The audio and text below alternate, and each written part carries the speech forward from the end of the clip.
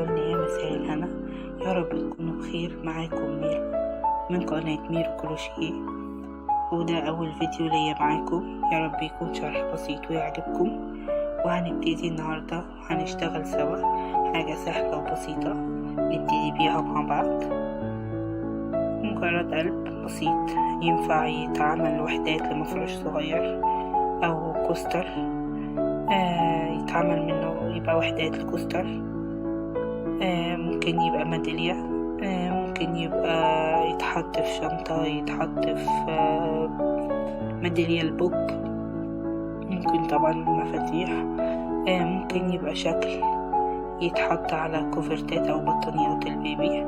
هنعمله مع بعض. هو قد ايه بسيط وقد سهل، مش محتاج مننا لا مجهود ولا محتاج مننا خيط كتير. أنا عندي خيط، دي بقرة قديمة عندي كانت متبقية من شغل قديم هشتغل بيها. ده سمك الخيط بتاعي اللي هشتغل بيه معاكم. ودي إبرة مقاس 3 زي ما انتم شايفين. هشتغل معاكم ونبتدي سوا. ونبتدي بأول حاجة عقدة البداية، بسيطة وسهلة جدا. كل اللي هنعمله هناخد فتلة على الإبرة بالطريقة دي، وهنمسك الحتة الصغيرة ونلفها كده ونلف الخيط على ايدينا ونمسك من هنا. كل اللي هنعمله ان احنا هنسحب على الإبرة فتلة ونطلع ونشد، وبقيت عقدة بتاعة البداية معانا جاهزة. هنشتغل مع بعض علشان القلب ده. هنشتغل مع بعض 4 سلاسل، 1 2 3 4 سلاسل. هنيجي في أول واحدة من هنا، هندخل ونطلع من الفتلة اللي على الإبرة بمنزلقة، وهنبتدي نشتغل مع بعض. هنعمل 3 سلاسل. بعد ما قفلناه هنعمل 3 سلاسل، 1 2 3. وده عمود، 3 سلاسل دول معانا عمود. هنعمل 3 عمدان في من أول حتة 3 عمدان. دي هنحسبها عمود، يعني دي 1 2 عمود بلفة عادي خالص، 3. وهنعمل سلسلتين، 1 2. وهنعمل 3 عمدان كمان بلفة، 1 2 3.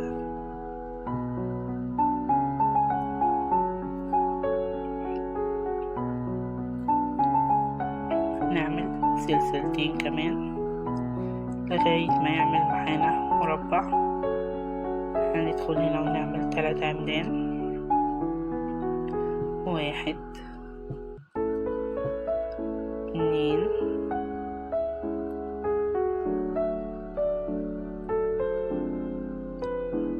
3. وكمان سلسلتين، وهنعمل كمان 3 عمدان، 1 2 3. وهنعمل سلسلتين ونيجي في ال3 سلاسل اللي احنا اشتغلناهم. هندخل في أول سلسلة في الشغل هنا،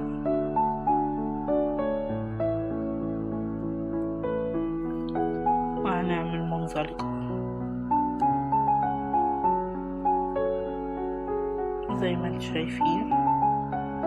عملنا 3 عمدان زي ما انتم شايفين كده 4 مرات عشان نعمل مربع.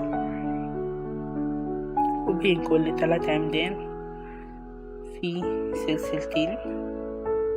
هنرجع هنا نشتغل،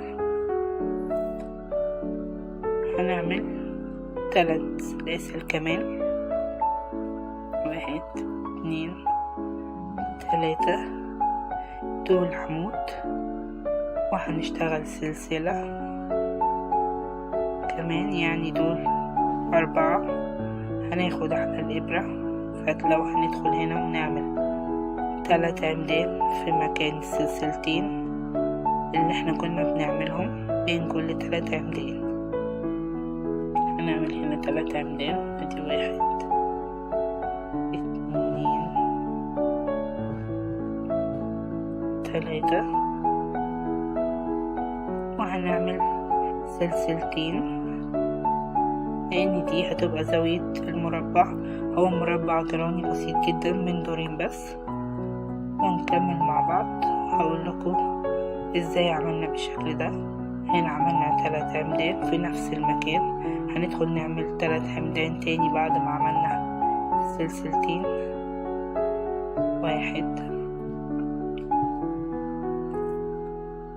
2 3. هنيجي هنا هنعمل سلسلة واحدة بس، وهنعدي 3 عمدان، وهنيجي في السلسلتين دول وهنعمل زي ما عملنا هنا 3 عمدان سلسلتين 3 عمدان. هنعملهم ادي 3 عمدان، ادي 1 3.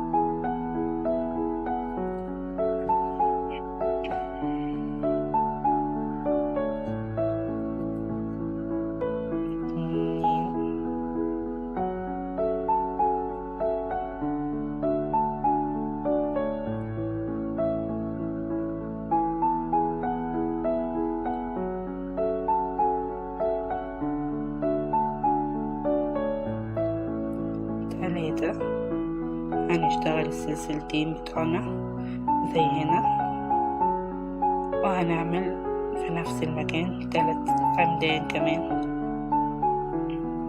ادي 1 2، وادي العمود التالت. هنعمل هنا سلسلة واحدة بس، وهنعدي دول، وهنشتغل هنا تاني بنفس الطريقة 3 عمدان سلسلتين 3 عمدان. دي 1 2 3 سلسلتين 1 2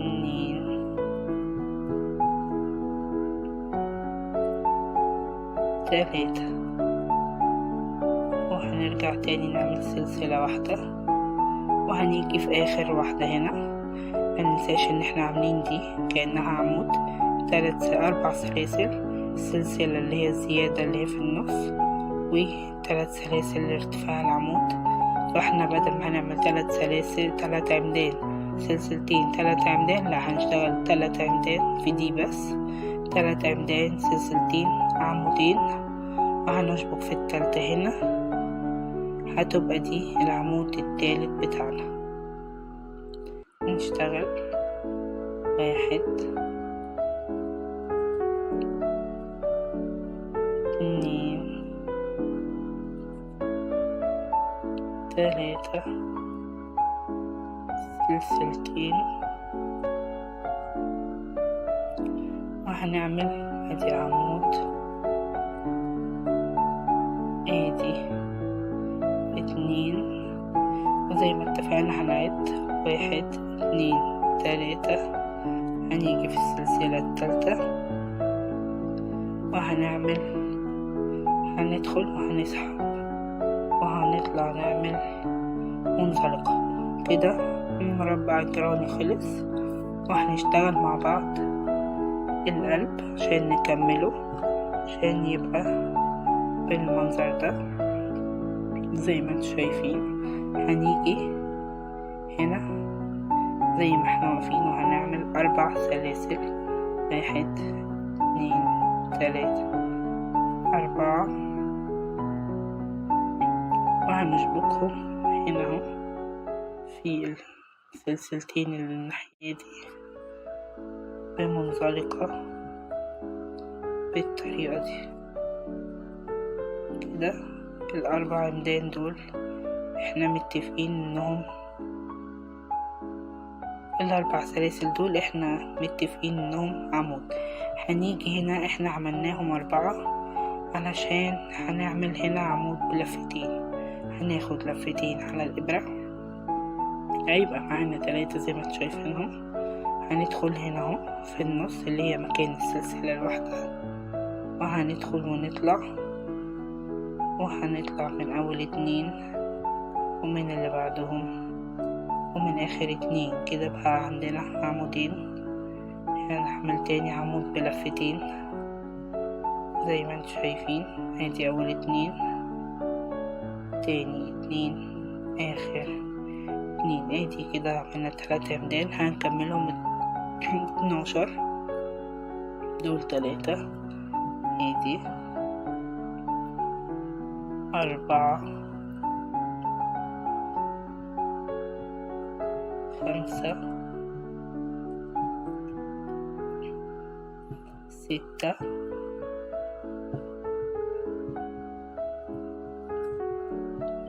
7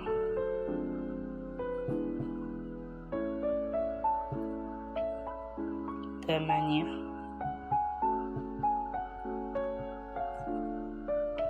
9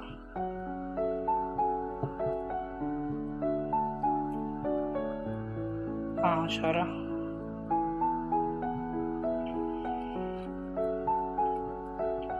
11 آخر عمود 12. وهنيجي هنعمل منزلق هنا في الفتحة دي ونقفلها بمنزلقة.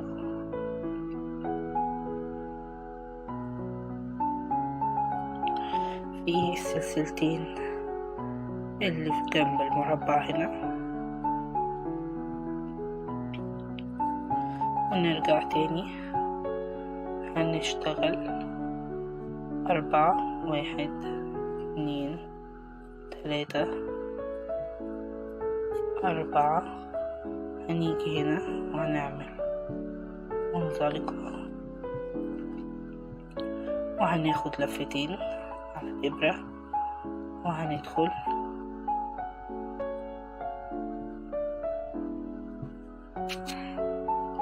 وهنيجي هنا هنشتغل منزلقة في ال3 عمدان. في ال3 عمدان هنا هنشتغل منزلقة لغاية ما نوصل للمكان اللي في نص المربع هنا.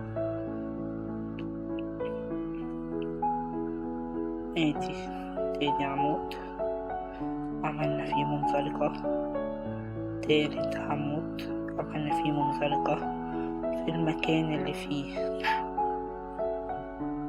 السلسلة اللي احنا عايزين نقف فيها. عملنا منزلقة.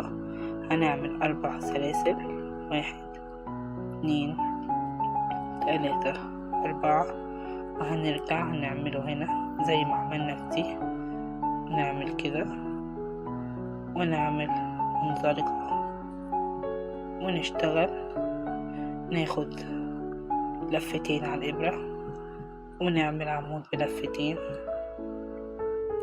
وزي ما احنا متفقين هنعمل برضو 12 عمود بلفتين. ادي كده 2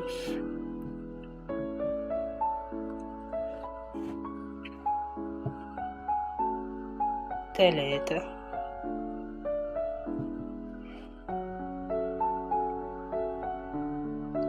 4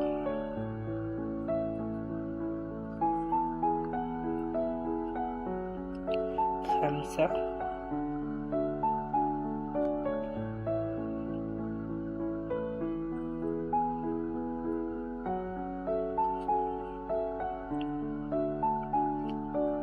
6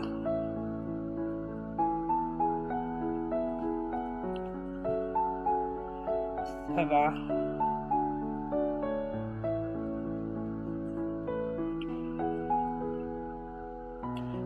8. احنا كل ده شغالين عمود بلفتين. 9 10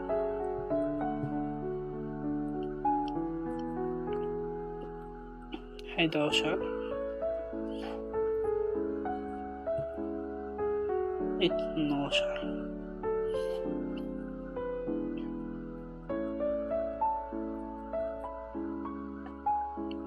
وهنيجي زي ما عملنا هنا، هنعمل منزلقة في السلسلتين اللي هنا زي ما عملناها هنا، وبكده يكون خلص. هنقفل الشغل وننضفه.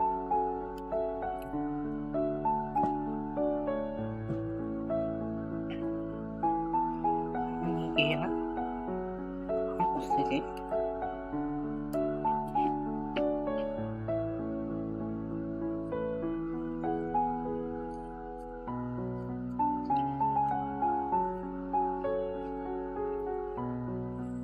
أي فتل زيادة نقصها.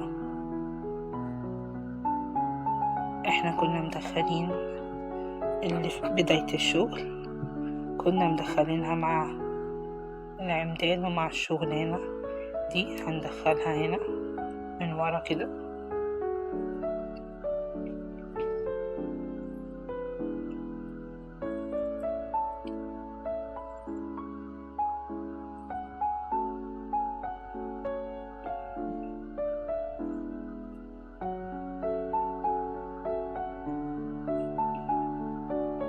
بالطريقة دي ونروح قصينها، نبقى احنا كده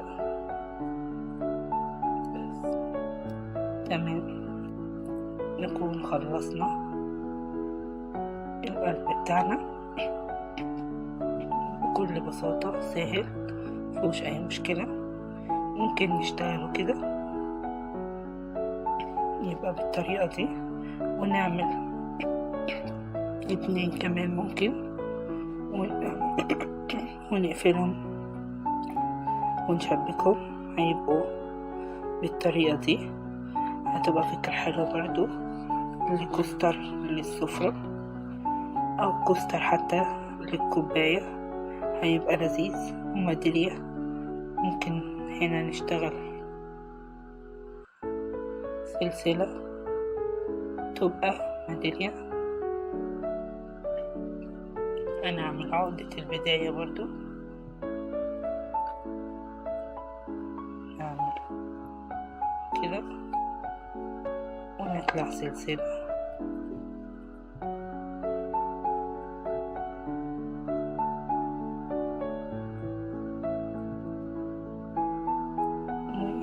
ونقصها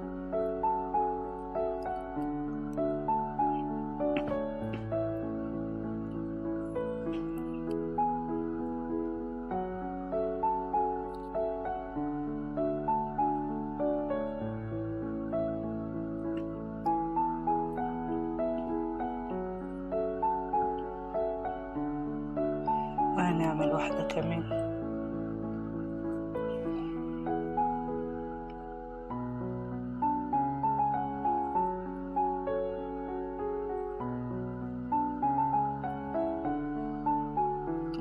وهنحطها في نفس المكان.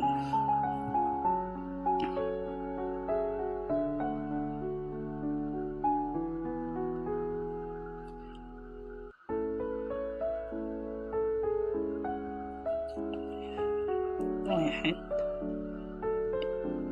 2 3 4 5 6 7 8 ونص.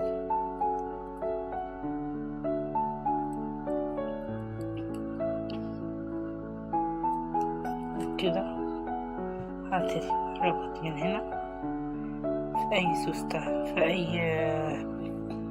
ميدالية مفاتيح، تتربط في شنطة زي ما قلنا، ممكن من غير دي خالص، ونعملها تبقى كده بس، ونعملها كوستر تبقى شكلها حلو وحاجة جديدة. أتمنى يكون الفيديو عجبكم ويكون شرح بسيط. لو شرحي كان حلو وعجبكم الفيديو اشتركوا في قناة ميرو كروشيه وفعلوا الجرس، واشوفكم بخير في فيديو جديد. باي باي.